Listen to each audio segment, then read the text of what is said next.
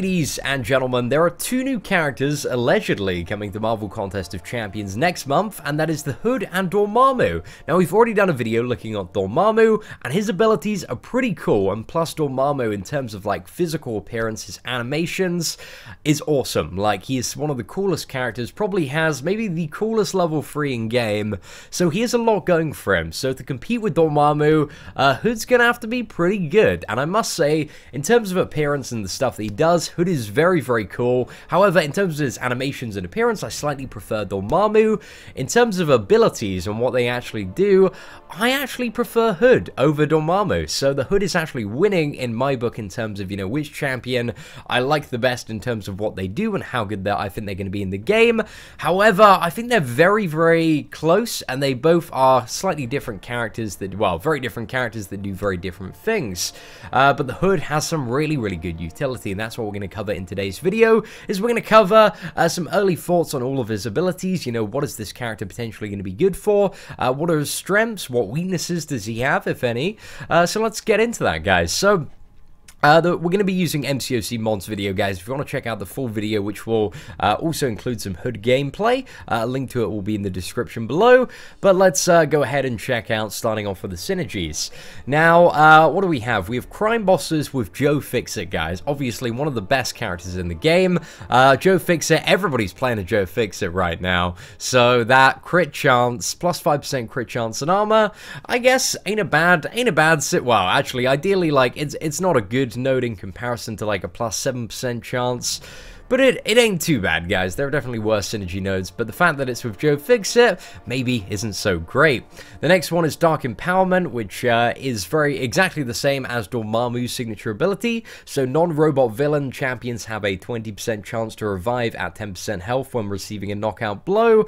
Again, the two questions that we asked in the Dormammu video, which we want to ideally find out, is does this stack and can it happen multiple times? Because with both Dormammu and the Hood having this synergy, there's potential for you to have like a total of 4 nodes of this, so you can have like 2 Dormammus, 2 Hoods, and then a Mordo, and then you've maybe got an 80% chance to revive, and if you can keep on doing it, well, that might get a little bit crazy, guys. That might get a little bit out of control, so that might be quite a bit of fun if you could set up a team like that. Enemies with Dr. Voodoo and the Punisher. I think the crit node here with Dr. Voodoo is really, really good, because Voodoo is a character that I think a lot of people are going to love to play, a really, really fun character. He's already been released, but everybody that I know that has Voodoo absolutely loves him, and I really wish I had a 4-star version.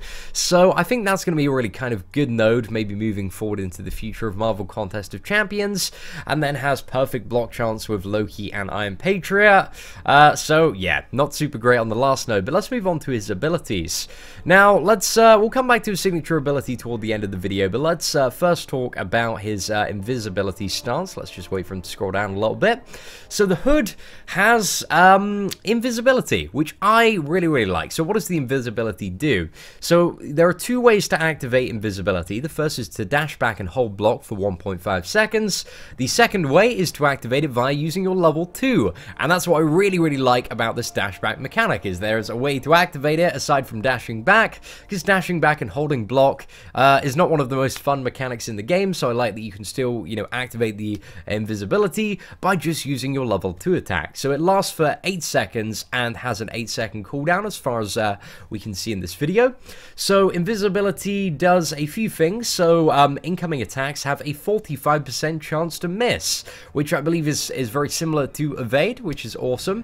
And non-contact attacks, so any projectiles, have double this chance. So that seems really, really good. I think non-contact also might be energy damage as well as projectiles. So that's 90% chance to miss. Doesn't seem too bad, guys. Doesn't seem too bad at all. Especially, that's kind of like, if you think about it, I don't know if I'm kind of overhyping this invisibility, but it's kind of like Daredevil Classic's signature ability, where you have a 90% chance to evade, while Daredevil has it all the time, and I imagine you can get fairly close to, you know, 8 out of every 20 seconds if you're just spamming that level 2. It might come in handy. It might come in handy for people who maybe struggle to evade projectiles, and there might be some tactical uses for it, although it is not 100% guaranteed. So, you know, that is one of the downsides in comparison to Daredevil, but it's a nice piece of utility to have with the invisibility. Now, also, while you're invisible, you will deal 100% increased critical damage, and also your attacks will ignore 75% armor and block proficiency. So that's quite a hefty damage increase as well, especially in terms of your crits, which is really good. So invisible, guys, you are going to take, well, you know, your attack, any incoming attacks have a chance to miss, and also you're going to deal a lot more damage. I'm not too sure. Is one of the things, you know, about playing this character that I have a bit of a question with is the invisibility. When you're playing a character with evade, evade makes it really, really tricky to parry sometimes. So is that going to be a bit of a problem when playing this character? I am not too sure, but we'll see, guys. We'll see. We need to do a bit of testing when we get our hands on this character. Now, the next one is quite interesting, and you got to bear in mind, guys, throughout this video that what we're looking at now is a 5-star rank 1 hood. So any green numerical values are likely to increase by quite a bit when we're looking at maybe like a fully ranked hood, like a rank 3 one or a rank 4 5-star one is probably kind of the max level that you want to get it to. And when you get it to that level, these numerical values are going to be slightly higher, well, quite a bit higher, I assume. So on the critical hits, on a rank 1 it has a 57% chance to stagger the opponent, preventing them from gaining their next buff for 10 seconds. So, and when the stagger expires, the opponent's health is symphoned to the hood for 15% of his attack. I think this is going to be really, really amazing against a variety of opponents. I think Juggernaut is one of the ones where stagger is really, really valuable, because if you always have a stagger on the Juggernaut, then whenever he uses his special attack, instead of getting the unstoppable, it's just instantly nullified by the stagger effect. So I think stagger does have some pros and cons in scenarios where you're fighting a champion like Juggernaut or Cable, or a champion that, you know, only occasionally gains like 1 or 2 buffs. Then I think it's going to be really, really good for champions where they really aggressively gain buffs, maybe like Superior Iron Man. I'm not too sure if the stagger is going to be too useful, but one of the pros of Hood as well is he does have a Fate Seal associated with his level 2, so there are ways to play around that. So I like stagger. I really, really like stagger, but the only champions in the game that I believe have stagger at the moment are Juggernaut and 4 Jane Foster, and it's a little bit hard to reliably stagger with those characters, because those staggers are based on just the heavy attacks and don't have a 100% chance to proc, whereas this one is based off all of your crits. However, the stagger doesn't stack, so it might be good. It might be good. I think there are going to be a lot of scenarios where this is very, very helpful, and the fact that not only, you know, will it prevent a buff from being applied, but also heal Hood for a little bit, I think it's going to be very, very good in certain matchups for, you know, regaining a little bit of health as you go along. Now, the next thing is critical hits will refresh any shock, hex, stagger, or bleed the Hood has placed on the opponent, and I think this could be quite interesting. This is something to bear in mind that the character does, but let's talk about its potential uses as we scroll down a little bit more. So the special attack 1 looks exactly the same as Electro's special attack 1, so he kind of fires off this kind of red lightning and deals deals the damage, and then applies a debuff, dealing 130% of the Hood's attack as energy damage over 7.5 seconds. But when this effect expires as well, the opponent is stunned for 0.75 seconds. I assume this will also work with the mastery that increases stun duration, so you've got like a 1.25 second stun there, which will basically like give you a potential window to, you know, again, intercept your target and then get like a 5 combo off while the opponent is stunned. So I really, really like that, and I feel like that's going to be very useful for a lot of, you know, any beginners that maybe pick up this character as a 3-star version, but it also specifically states that it cannot interrupt special attacks, which is it's a little bit of a pain. It would be really, really cool if it could do that, but I kind of understand why. It might be a little bit broken if it could interrupt special attacks, but that seems quite good. That's a nice bit of utility that the champion has with the special 1 there. Now, the special attack 2 hexes the opponent. This seems really good. I feel like special attack 2 is the go-to special attack most of the time when you're using Hood, because it does 3 things. Well, is it 3 things or 4 things? Right. So the special attack 2 will deal the damage of the special attack 2. It will apply a debuff, a hex, which reduces ability accuracy by quite a substantial amount. Again, this is only on a rank 1, so I imagine when you get it to rank 3 or rank 4, this might be 70 to 80%. 10% ability accuracy reduction, which is really good. It will also Fate Seal the opponent for that duration, and that duration is 6.5 seconds. And when the Hex effect expires, it deals a burst of energy damage equal to 85% of the Hood's attack. So that's a really nice, again, more damage from the level 2 there. And then even more damage because that attack will trigger your invisibility. So that seems really good. The special 2 is kind of looks to be kind of the go-to special attack for this character, and I imagine kind of when you work back up to the special 2, your invisibility is going to be off cooldown. So it just seems like, just from, you know, very roughly looking at this character, it seems like, you know, to get the most damage, to get the most effects and stuff, it looks like special attack 2, just kind of getting to that again and again and again is going to work really, really well. But I might be wrong, because the special attack 3 does look very interesting as well. Now, I think one of the things to bear in mind with the special attack too is, again, that heavy attacks can reset the duration of the Fate Seal. So if you're fighting anything where you need the ability accuracy debuff to always be there, you might have a strategy where you can parry, do a 5 combo, parry, and then do a heavy attack, and that's going to have like a 100% uptime on the ability accuracy or Fate Seal debuff. So that might be really good, and is one of the things to potentially bear in mind, or one of the ways that you could play this champion.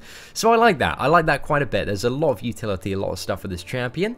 And then we go back down to the special attack 3, which just seems pure damage. So the special attack 3 will deal 65% increased damage for each full bar of power the opponent has at time of impact.